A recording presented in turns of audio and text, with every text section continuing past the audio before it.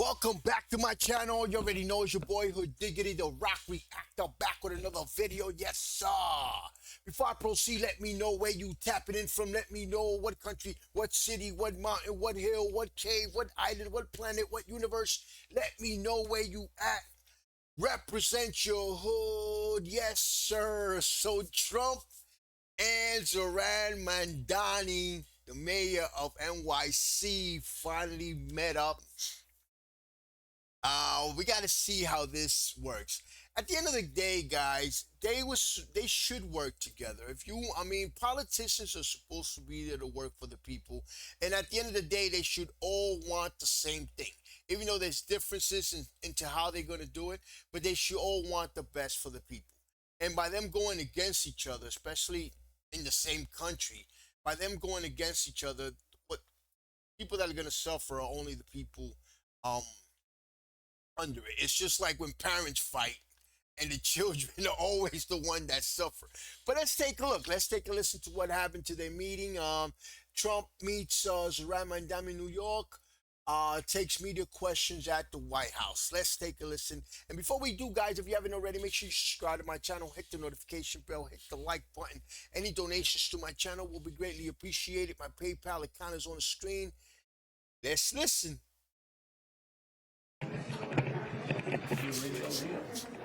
That's cool, right?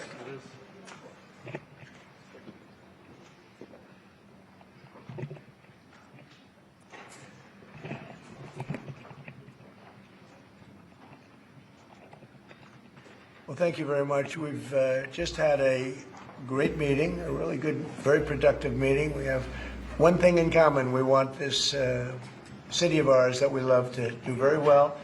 And I wanted to congratulate the mayor. He really ran an incredible race against, a lot of smart people, starting with the early primaries against some very tough people, very smart people. And he beat them easily. And I congratulated him. And we talked about some things in very strong common, like housing and getting housing built, and food and prices, and the price of oil is coming way down. Anything I do is going to be good for New York. If I can get prices down, it's good for New York. And we've got them down, way down from last year. We have, as you know, I've been saying to a lot of people, Walmart said that Thanksgiving this year is exactly 25% less than last year. So that's good for New York, good for everybody.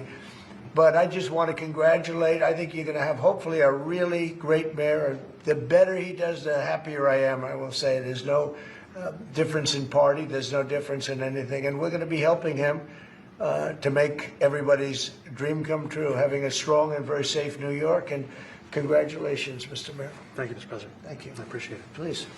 I appreciated the meeting with the president, and as he said, it was a productive meeting focused on a place of shared admiration and love, which is New York City, and the need to deliver affordability to New Yorkers, the 8.5 million people who call our city their home, who are struggling to afford life in the most expensive city in the United States of America. We spoke about rent, we spoke about groceries, we spoke about utilities, we spoke about the different ways in which people are being pushed out, and I appreciated the time with the president, I appreciated the conversation. I look forward to working together to deliver that affordability for New Yorkers. Thank you very much. Any questions, please? President Trump, Stephen Nelson from the New York Post. I've got a question for you and then also one for Mayor-elect. Sure. For you, you referred to Mr. Mamdani as a communist. Can you describe why you feel that way? And also, will you do anything to stop him from arresting Prime Minister Netanyahu if he visits New York?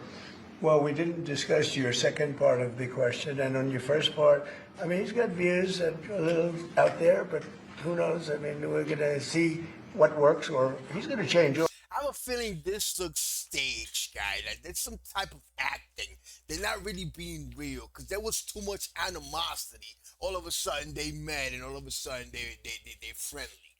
I have a feeling this is there's a little bit of hypocrisy in this, guys. They're not being straightforward, but they're doing the best they can because they have an image. It's not like when they saw each other, they was gonna punch each other in the face.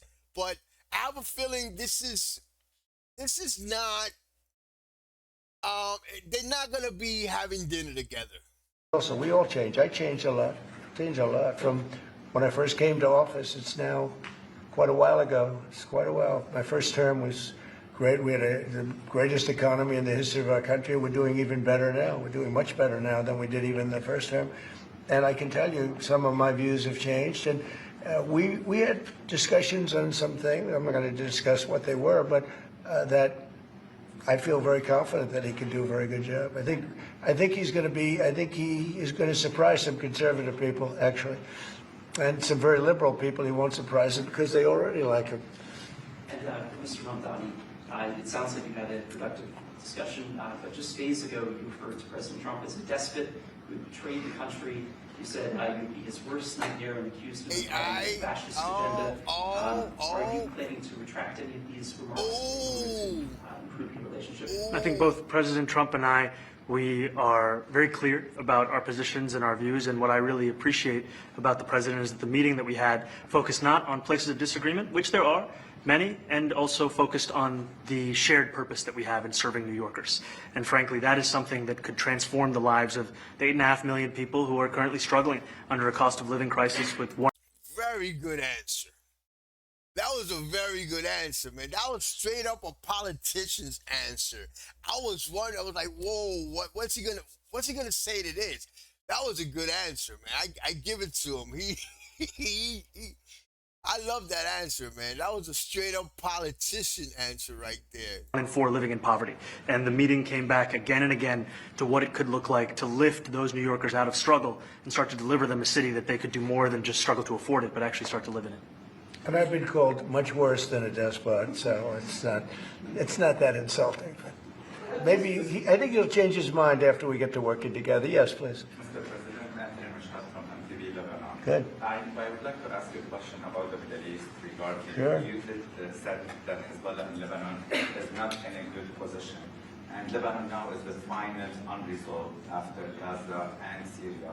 Given your assessment, like what do you say for the Lebanese today? It's the independent state in Lebanon. And what is your next move to push toward disarmament?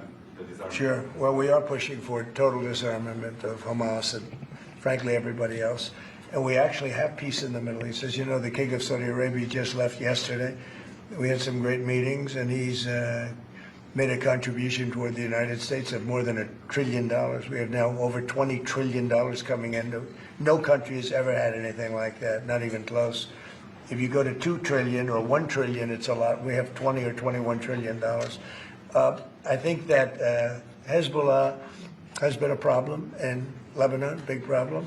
We're working with Lebanon. We're working with everybody in the Middle East. That's another thing I think we have in common. We want to see peace in the Middle East, and we actually have now, for the first time, peace in the Middle East after 3,000 years. And now we're going to refine it, and I think you're going to see some very positive things happen. There is a potential to invite the Lebanese president. Oh, sure. Oh, I would do that, absolutely. As soon as Trump turned around that Hamas-Israel war, as soon as he turned around, they were bombing each other again.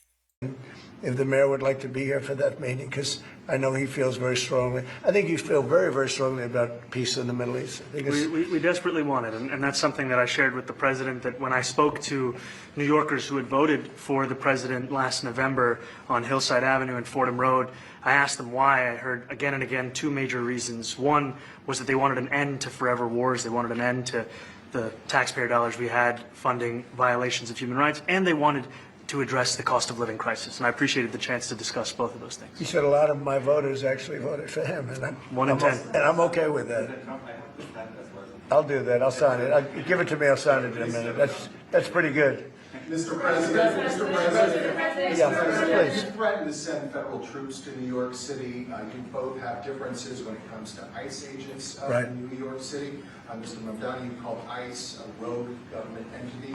I wonder how you reconcile your differences on both of those issues. Well, I think we're going to work them out, and I think that if we have known murderers and known drug dealers and some very bad people, you know, we want to get them out. And the mayor wants to have peace. We discussed this at great length, actually, maybe more than anything else.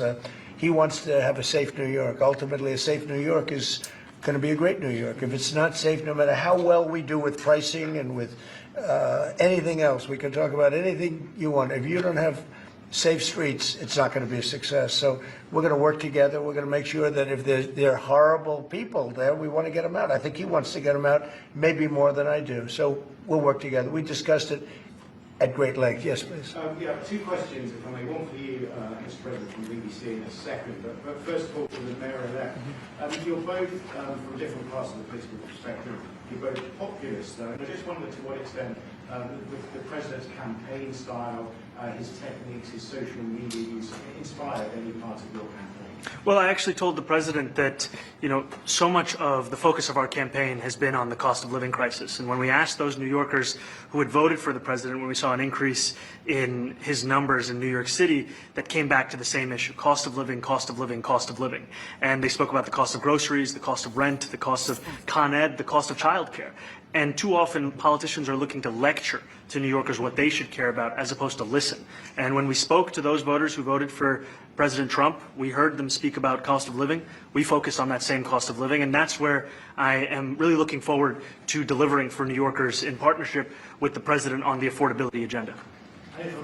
And I think we have to work a little bit. We talked about Con Edison. We have to work a little bit on getting the prices because, we've gotten fuel prices way down, but it hasn't shown up in Con Edison. And we're going to have to talk to them.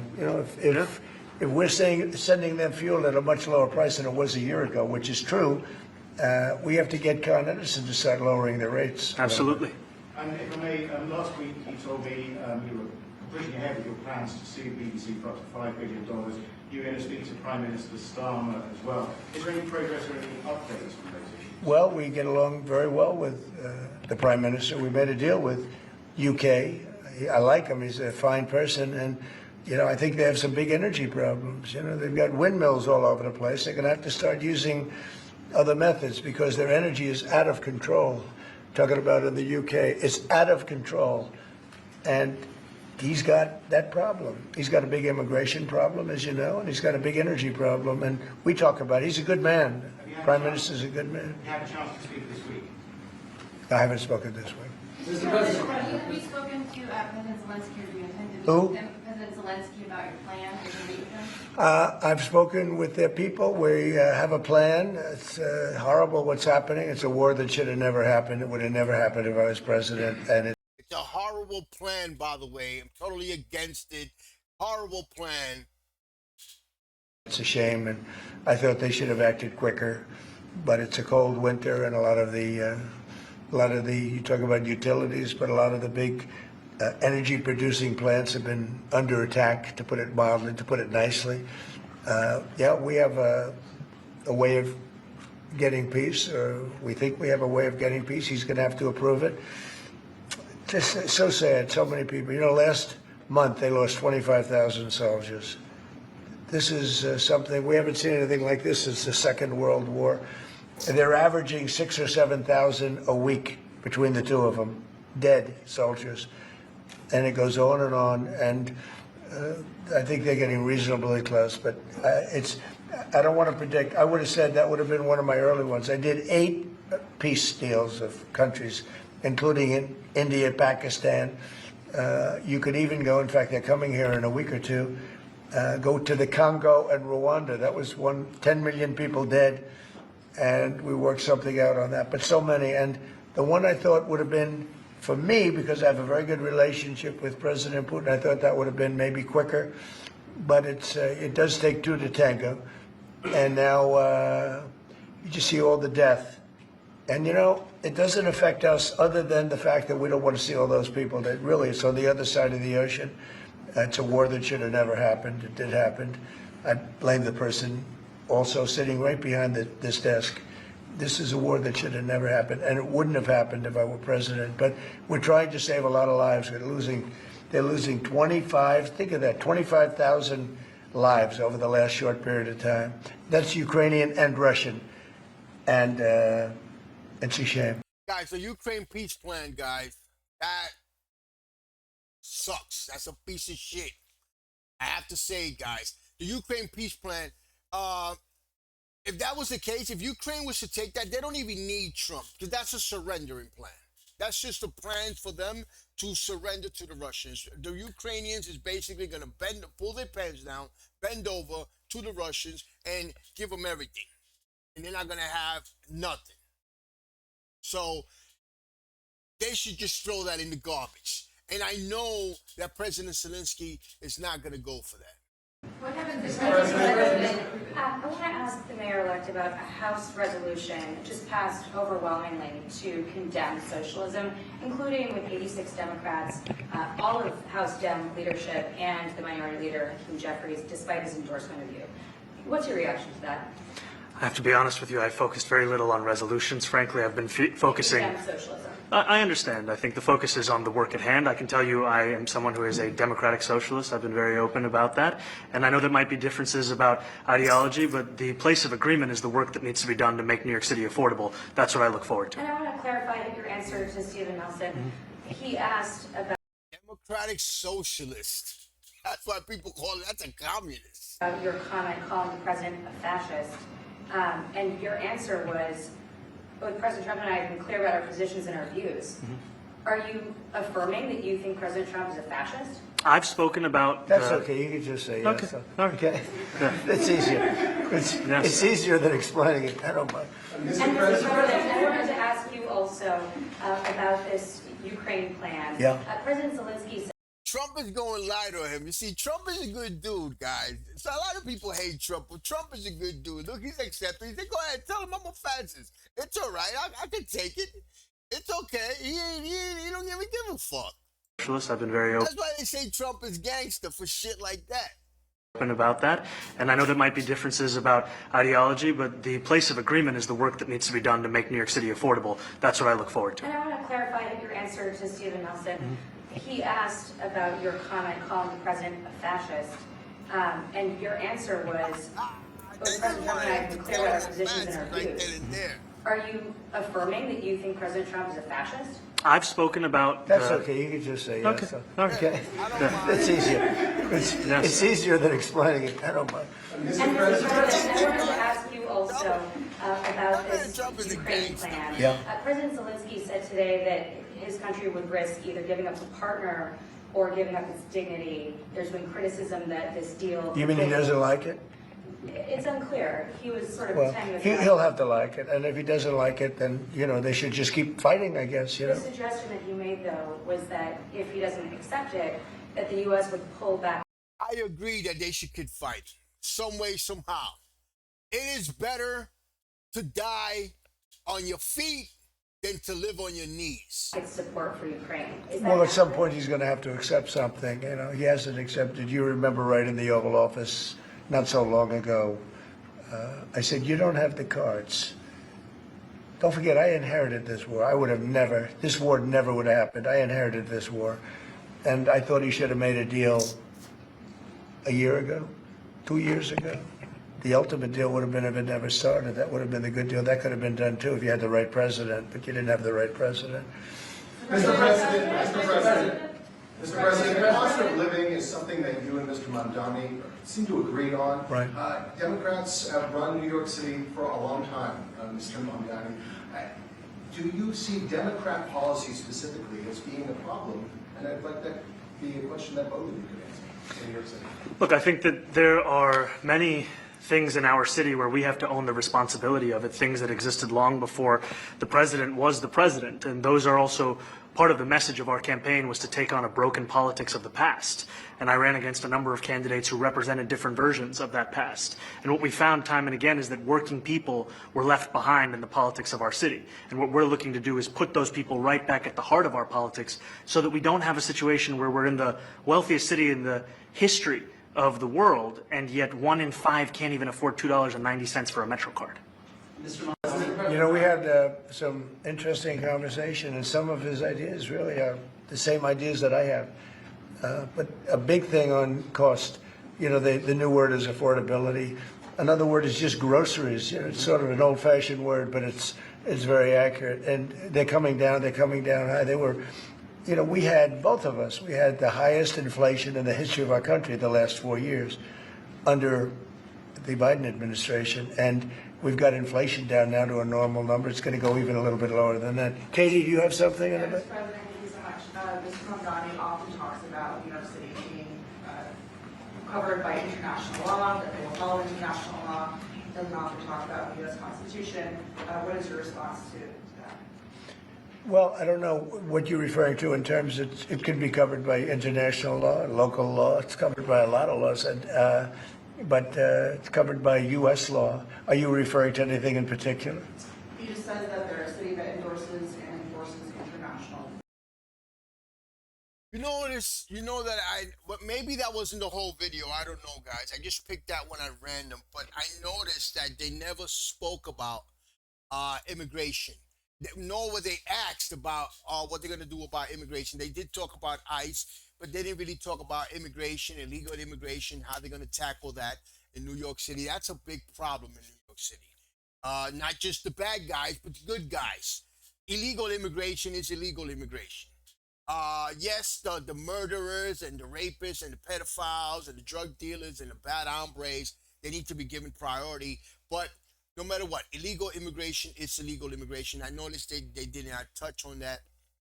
I really hope these two guys, even though their differences, but that they end up realizing, these two politicians, Trump, Mamdani, they realize that they're civil servants. They're working for the people, and they have to try to at least see eye to eye when it comes to the well-being of the people, which is what they were put there. Both of them, as my man Dave Chappelle once said, both of them were people that voted for them and people that did not vote for them. They're both counting on them. Both of those people, the people that hate them, the people that love them, they're both counting on them. New Yorkers are counting on Mamdani, and practically the whole world is counting on Trump. Excuse me. But guys, let me know what you guys think, man. And of course, subscribe to my channel, hit the notification bell, hit the like button. Any donations to my channel will be greatly appreciated. My PayPal account is on the screen. Peace, love, and God bless.